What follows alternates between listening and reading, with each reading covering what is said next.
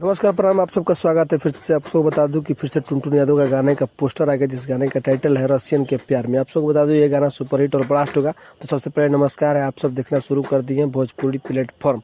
आप सबको बता दूं कि टुनटुन लाल का गाना आप सबके बीच में बहुत ही तबातोड़ फायर होता है और तबातोड़ रिकॉर्ड तोड़ता है, जिस गाने का टाइटल है रसियन के प्यार में। आप सबको बता दूं कि बहुत ही कम समय में सारेगामा हम भोजपुरी पे इस गाने को रिलीज किया जाए, जिस गाने का टाइटल है रसियन के प्यार में।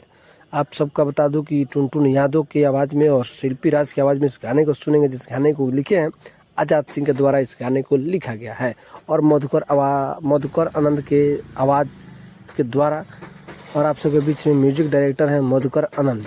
और आप सबको बता दूं कि बहुत ही हाई बजट का गाना लेके आ रहे हैं।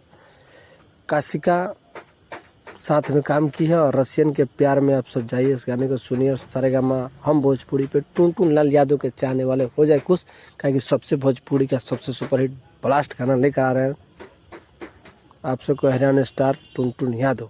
तो आप सब गाना सुनिए और ढेर सारा प्यार दीजिए। इसी तरह का वीडियो देखने के लिए चैनल को सब्सक्राइब करें। मिलते हैं नेक्स्ट वीडियो में भोजपुरी प्लेटफॉर्म से। इसी तरह का वीडियो देखने के लिए चैनल को सब्सक्राइब करें। फिर मिलते हैं नेक्स्ट वीडियो में। जय हिंद, जय भारत, जय बिहार।